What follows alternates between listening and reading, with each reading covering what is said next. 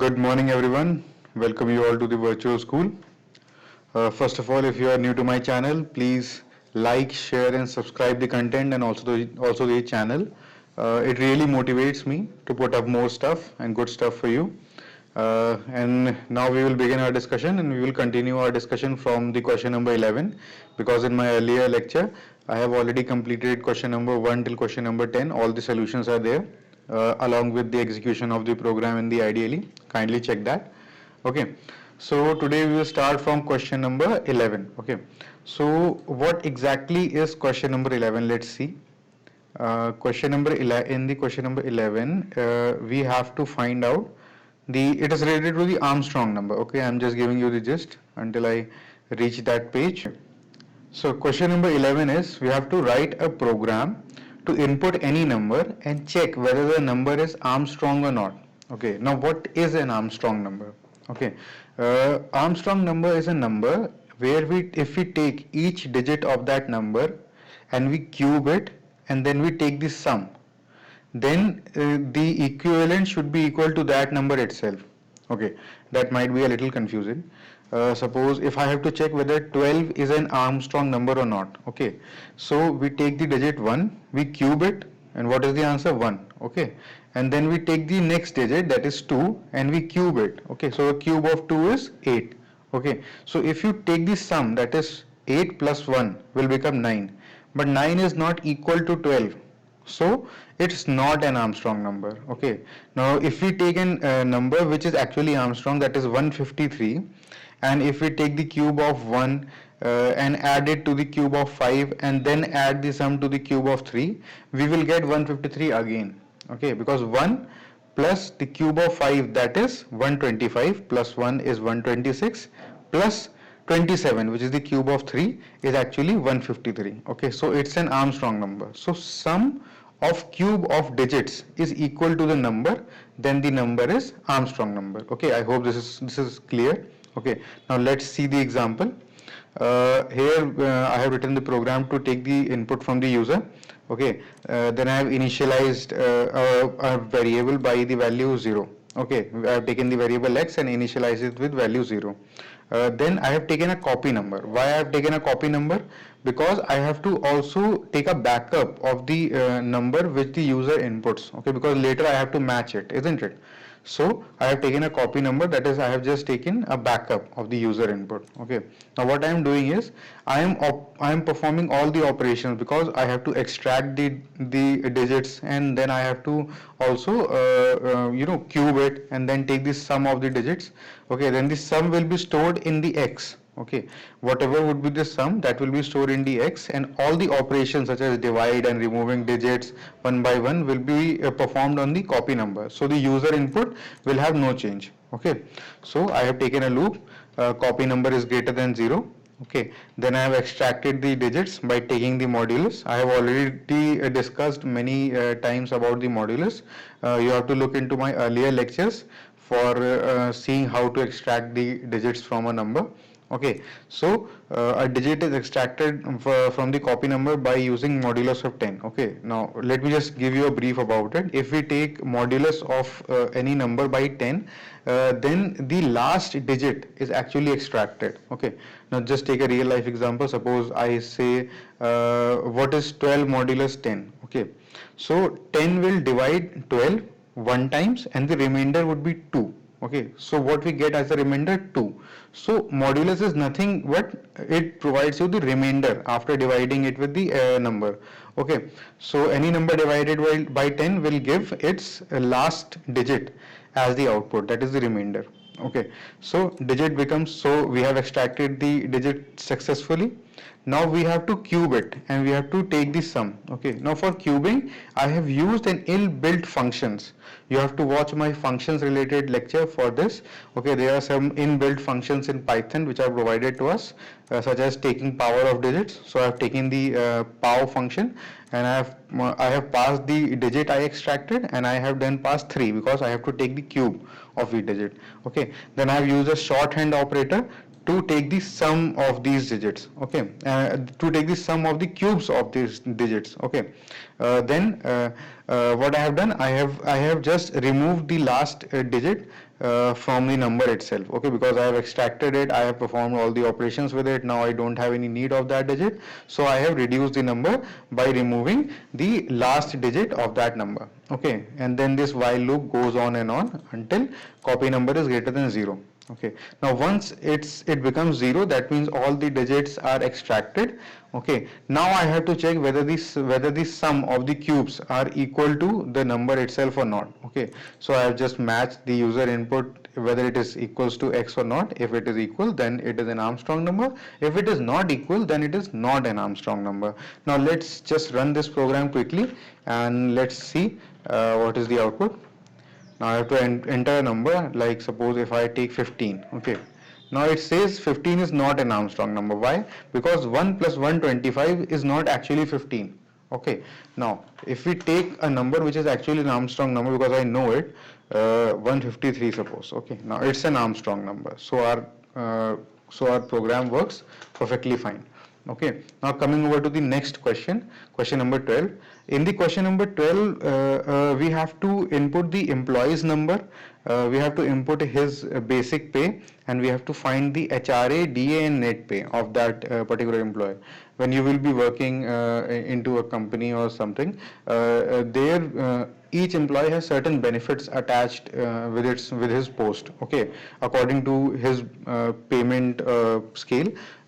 He is provided certain benefits, such as he can claim HRA, he can claim DA. Don't go into the specifics of these allowances, but just to make you a bit familiar with the concept, the HRA and the DAs are basically some additional amount that a person gets for his or her betterment. Okay, so if the net pay is greater than 1 lakh, then the HRA is 15% and DA is 8%. So these are the additional money that you get over your basic pay. Okay, so what you have to do, we have to calculate the HRA, DA and the net pay is basically what? Your basic pay plus the HRA and the DA becomes your net pay. Okay, so we have to calculate this, and this is a basic payroll system that is used in most of the companies. Any company uses it. Okay, so we have to write a program according to it. Now as you can see, we have three different conditions here. Okay, so you can analyze this, that we have to use an if else ladder. Okay, that is, we have to that is if the basic pay is less than this, or if the basic pay is in between this range, or if the basic pay is greater than this range. Okay, so we have to use an else if ladder. Just by looking at the program, you must get a gist as to what actually you would be going to program itself. Okay, and according to that, we have to pose our HRAs and DAs. Okay, and then we have to calculate the basic pay. Okay, the net pay actually. Now let's see the program. If you see question number 12, first of all, we have taken the input of the employee's number and we have changed it into INT because it is an employee's number and it's not alphanumeric. Now we have taken the name of the employee, we have taken the basic pay of the employee. Okay, now according to the conditions, like suppose the basic pay is less than 50,000, we have taken HRA as 5% and DA as 3%. Else if, elif is basically used for what? Else if. Okay, if the basic pay is greater than equal to 50,000 and basically if the basic pay is in between 50,000 to 1 lakh, then the HRA is this and DA is this. Else if the basic pay is greater than 1 lakh, then the HRA is this and DA is this.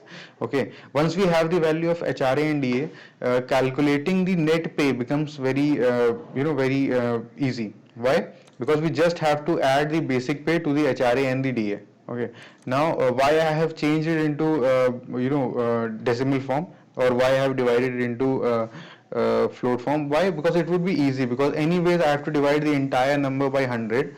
Okay, so I have just converted it by dividing it to 100 already. Okay, so just by adding the basic pay and the HRA and the DA, we get the net pay. Now that is what I have printed in the next line. I have provided the employee number, then I have separated both the values by equal to, and at the end I have put a new line. Okay, that is, we have to change the line after printing this. Okay, similarly employee's name, HRA, DA, and the finally is the net pay. Now let's just quickly execute this program and let's see what is the output. Employee number, suppose I have put 153, employee's name, suppose I put virtual school, okay, basic pay, suppose 50,000, okay. Now if I put the value 50,000, what should be the HRA and the DA?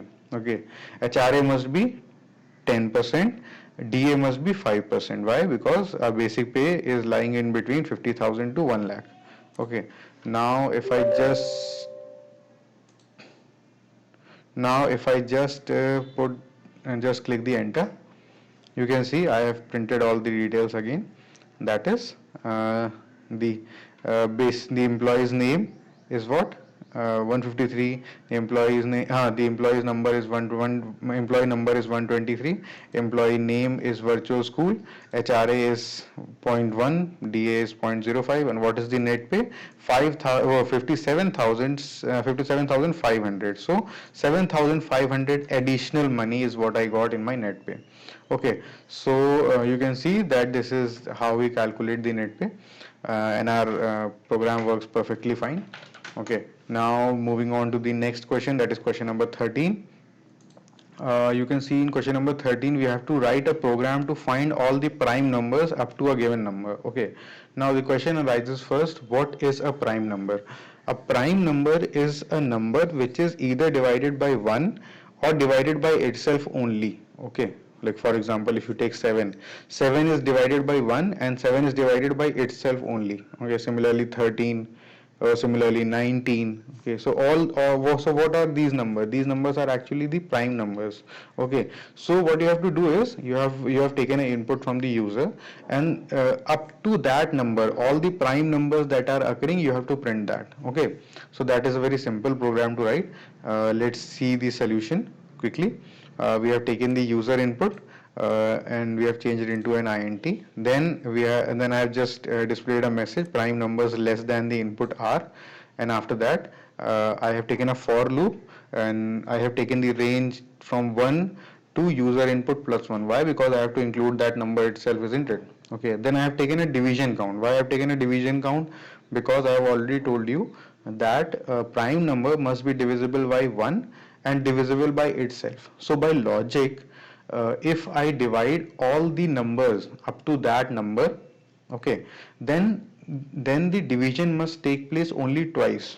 Okay, so then the number is prime number. Okay, suppose if I input the number 7, okay, then if I have to check what are the numbers that are less than 7, suppose if I input the number 9, okay, and if I take 1 and then 2 and then 3, and I have to loop each number less than 1, 2 and 3 each time, then you can see the division must take place only twice for a number to be prime. Okay, because 7 would be divided only 7 is a prime number only if it is divided twice, if I take each number from 1 to 7, isn't it? So I have taken division count, and I have taken j, which loops from 1 till the value of I itself. Okay, because I will go from 1 till the number the user inputs, and this will check whether each of these numbers are prime or not. Okay, and according to that we will increase the division count. If after the execution of this loop the division counts becomes 2, that means it is a prime number, else it's not, and we will not print it. Okay, so just if I execute the program, suppose I take the number 9.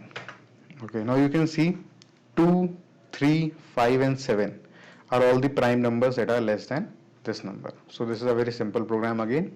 I hope that you understood that. If you didn't, just write me down into the comment section and I will get back to you there, and I will try to explain it even further. Anyways, if you think the pace of the lecture is quite fast, just pause the video and take the note of the entire question and then move forward, and just rewind it and reload it and again listen to the lecture, and you will get a great grasp on it. Okay, now moving on to the question number 14. The question number 14 is you have to write a program to convert decimal number to binary number. Okay, now this program is again very simple. Why? Because for changing a decimal number to a binary number, what you have to do is you have to just take that number, take because what you are doing, you are just changing one number system to the other number system. If you take this example, suppose if I have to change 5 to a binary number, okay, now then what I have to do, I have like the 5 has the number 101 in the binary number. Okay, now for changing binary number to the decimal number, okay, you have to go by adding 1 to multiplying it with 2 to the power of the position of that number. Okay, suppose it's at units place, then the power will become 0. If it's at ones place, the power will become 1.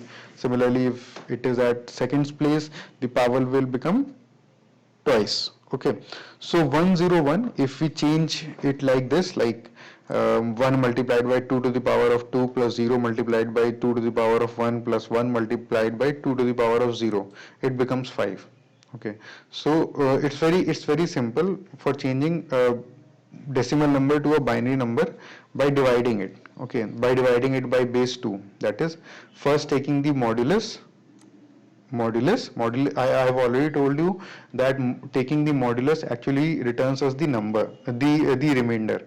Okay, so suppose if I have taken user input as decimal number as 5, okay, and what I have done, I have just taken the modulus of 5 by 2.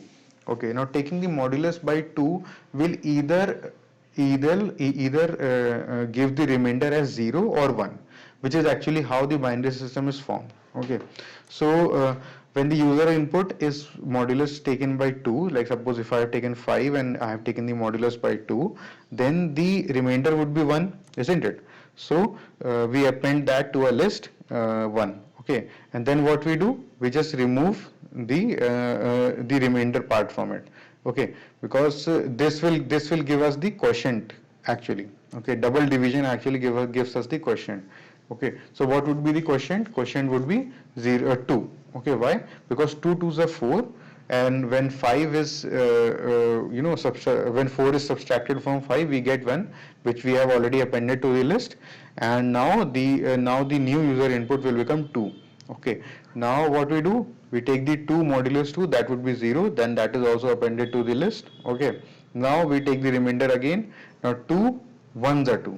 Okay, now the user input has become 1.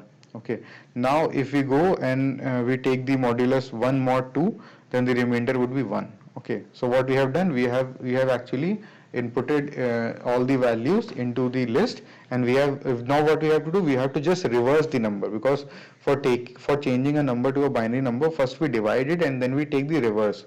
Okay, so if we take the list reverse, and then print it, that's what our number would look like in binary form.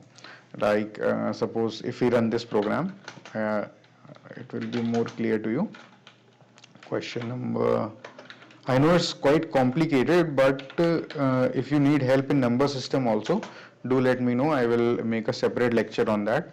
Okay, in that it would be much more clear. Suppose if I have to find out what is the binary number for number 6. Okay, so it would be 1 1 and 0. Similarly, if I have to find out for 5, it would be 101. Okay, so that's how our program actually prints the binary number. Okay, this solves our question number 14. Now moving over to the question number 15, that we have to write a program to convert binary number to a decimal number. Now what we have to do, we have to just go in reverse. Okay, now this is again very simple. This is again, we can use the inbuilt operator in itself.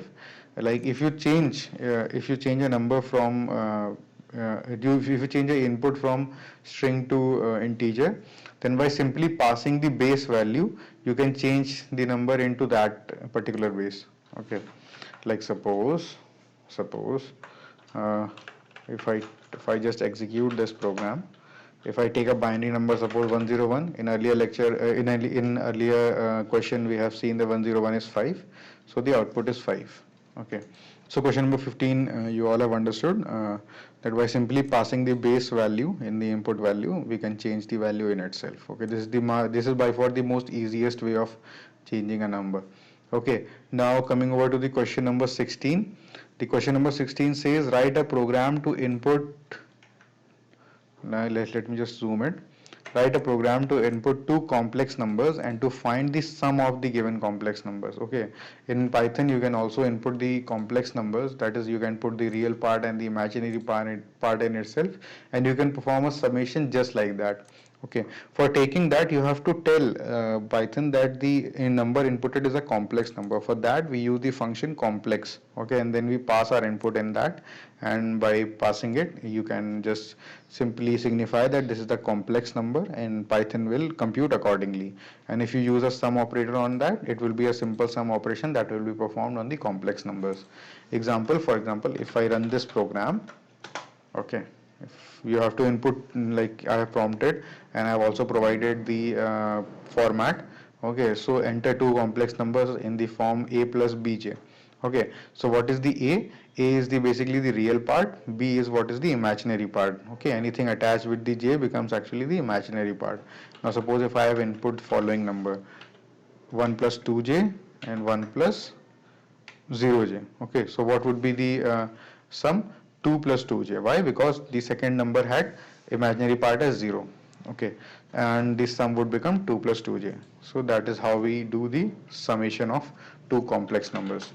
Okay, now coming over to the question number 17, it's again very simple. Now here in the question number 17 we have to perform the multiplication of the two complex numbers. It's again very simple. You have to just take the numbers and you have to perform the multiplication by using the multiplication operator. It's very simple. There is nothing much to do in this.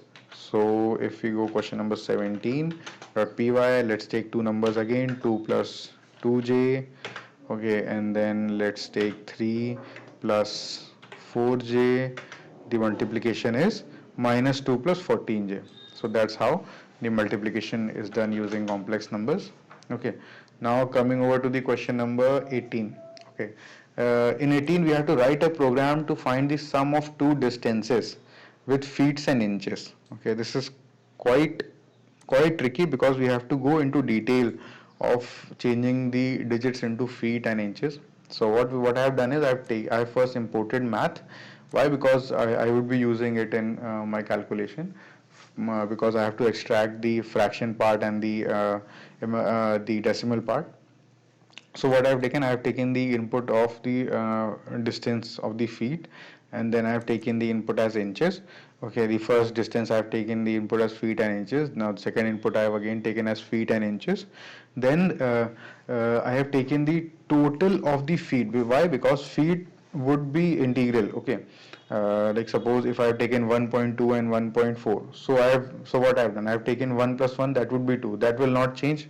Of course something would be added to it, but that will not change. Okay, so the total feet value will become feet 1 plus feet 2. Okay, now we have to add the inches. Okay, and after adding the inches we have to check whether it surpasses uh, point value or not. Okay, like suppose if after adding total inches it becomes 1.2 itself. Okay, then we have to add the we have to add the 1 to the total of feet value.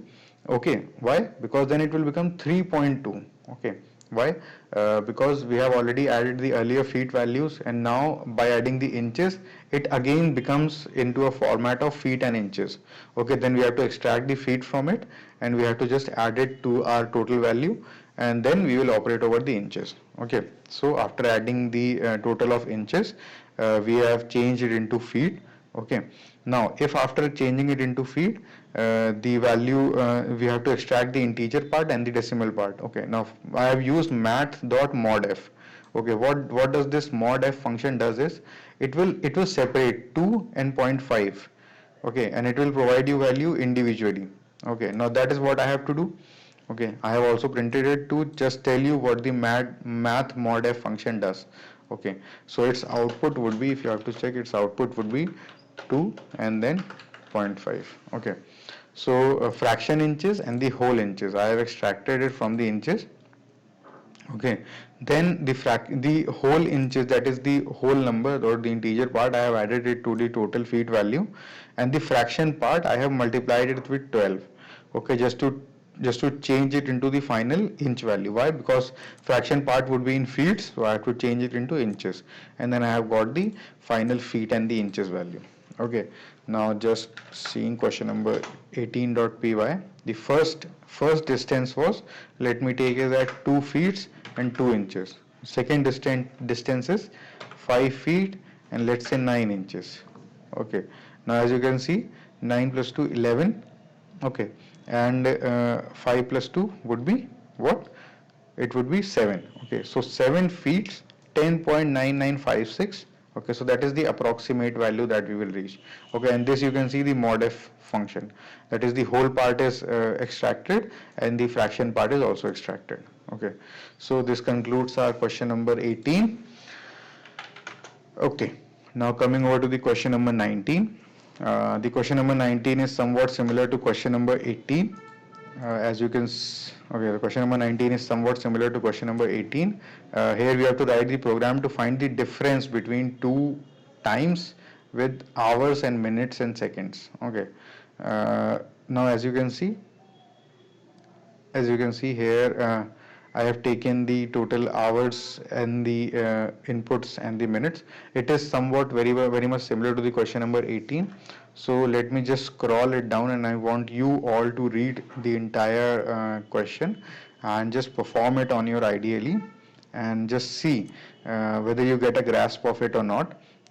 If you have any issues, just write me down into the comment section, because I want you all to also perform this calculation yourself. Okay, and just see whether you are getting what I'm trying to tell you or not. Okay, this is a very interesting problem. Why? Because we have to find the difference of the two times. Okay, okay, so moving on to the question number 20. Okay, the question number 20, we have to write a program to find the sum of all the digits of a given number.